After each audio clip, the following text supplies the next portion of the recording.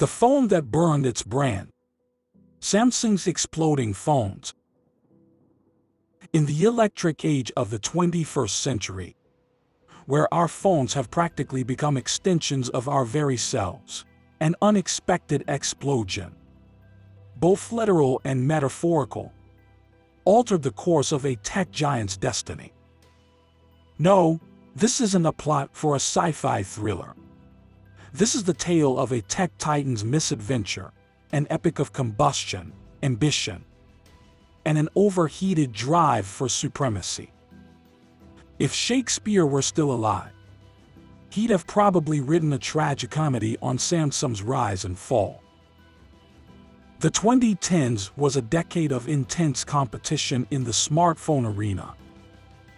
Brands went head-to-head in a relentless battle of features, aesthetics, and who could release the next big thing the fastest. And who could blame them? Consumers, with their insatiable appetite for the latest and greatest, only fanned the flames of this fierce rivalry. But amidst this rapid race for tech supremacy, safety seemed to take a backseat. Its legacy spanning decades had once been the beacon of trust in the electronic market. Long before smartphones were even a concept, Samsung had etched its brand in the minds of consumers. TVs, refrigerators, washing machines, you name it. And Samsung was there, often leading the charge. But in their push to stay ahead of Apple, the other big player in the smartphone game, it seems they may have jumped the gun. Samsung's historical playbook had been a masterclass. From being the digital underdogs to becoming the market monarchs, they rose on the back of aggressive marketing and consumer-centric innovations. Samsung's major breakthrough in the mobile arena was undeniably the introduction of the Galaxy series. These devices weren't just phones. They were pocket-sized prodigies. The world had seen smartphones before, but the Galaxy series, well, that was like comparing a paddle boat to a luxury yacht. And boy, did they sail smoothly. The numbers didn't lie.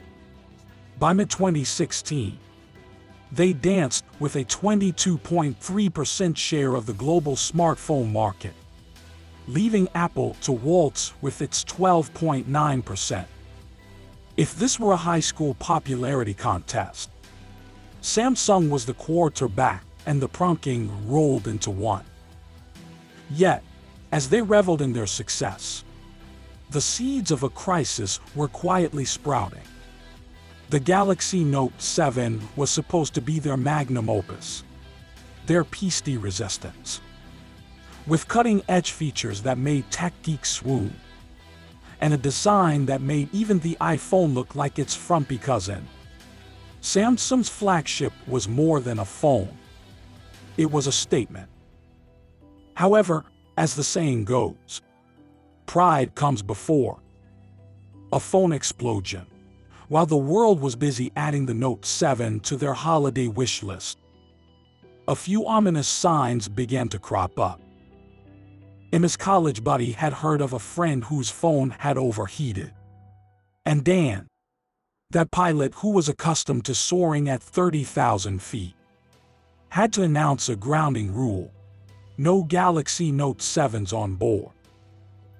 But these were hushed whispers, lost in the cacophony of Samsung's achievements.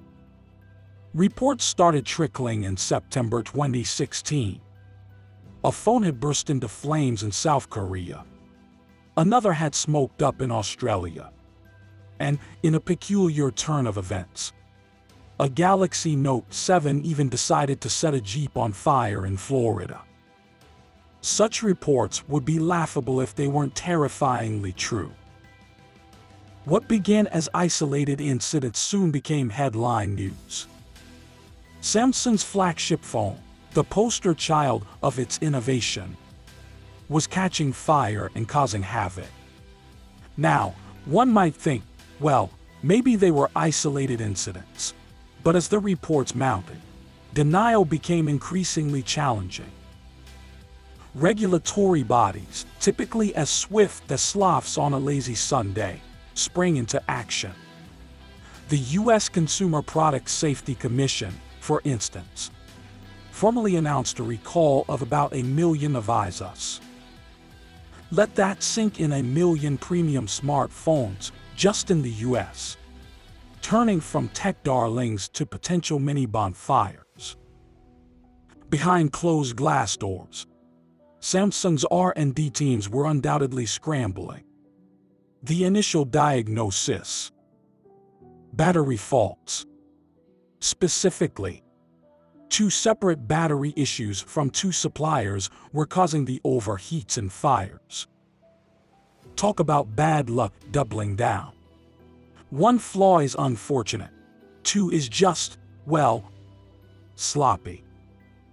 By November 2016, there were no less than 96 reported cases of the Galaxy Note 7 batteries overheating in the US alone. These weren't just mild overheats. They were full-blown pyromania. And, as they say, where there's smoke, there's a legal fire. The immediate consequences for Samsung were, to put it lightly, catastrophic. A recall of over 2.5 million devices was initiated, costing the company an estimated $5.3 billion. You could almost hear the collective gasp from shareholders, and the not-so-sympathetic chuckle from competitors. Financially, the numbers painted a grim picture. Samsung's third-quarter operating profit in 2016 plunged by a staggering 30%. A drop that even the most ardent of Samsung loyalists couldn't just brush off as a bad quarter. Market analysts drew parallels with some of history's notable corporate disasters. According to Brand Finance, Samsung's brand value declined by nearly $12 billion by the end of 2016.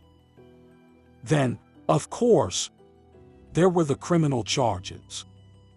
While no Samsung executive donned prison orange over the Note 7's incendiary behavior, South Korean prosecutors were already gunning for Samsung's top brass. And the damage to Samsung's reputation and trustworthiness was a sentence in itself. Samsung wasn't just any company in South Korea. It was the company, a symbol of national pride and innovation.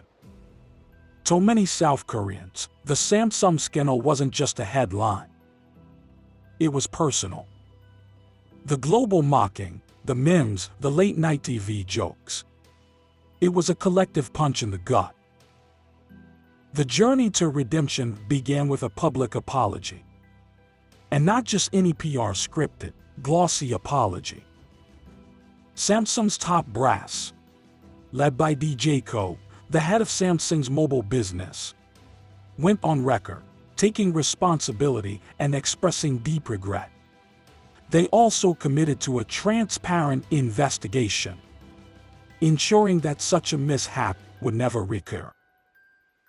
Then came the deep dive into what went wrong. With the help of third-party organizations, Samsung dissected the crisis, ultimately pinning the blame on battery design and manufacturing defects. This introspection wasn't just for show. Samsung invested a whopping $130 million to improve its battery testing facilities, creating an 8-point battery safety check that sounded more like preparations for a space mission than a phone launch. As for societal impact, the Galaxy Note 7 fiasco will forever serve as a cautionary tale in tech lore. The importance of thorough testing, the dangers of rushing, and the value of consumer safety were lessons learned not just by Samsung but the entire industry. But by 2019, 2 years post the debacle, Samsung bounced back, claiming 21.8% of the global smartphone market share, outpacing its rivals. How? A mix of relentless innovation, competitive pricing, and a focus on rebuilding consumer trust. The real triumph was the Galaxy S8 launch. Eager to rewrite the narrative, Samsung pulled out all stops. And guess what? It didn't explode. Instead, it was lauded. The infinity display, the sleek design, the innovative features. The S8 was Samsung's Phoenix moment. A clear message that they were back in the game and had left their explosive tendencies behind. As for the lessons, Samsung's ordeal was a stark reminder that in the race for innovation, cutting corners could lead to crashes. A lesson in humility, diligence, and the cost of ambition. For consumers, it emphasized the importance of demanding safety alongside innovation. Reflecting on the whole saga, one could argue that Samsung's journey through the crucible of the Note 7 crisis forged a stronger, more responsible company. A brand aware of its might, its responsibilities, and the fine line between genius and hubris. In the grand theater of tech dramas, Samsung's explosive episode might have ended, but its ripples will be felt for generations. Because every time someone holds a new device, in the back of their minds, they'll remember the phone that burned its brand and the giant that rose from its ashes.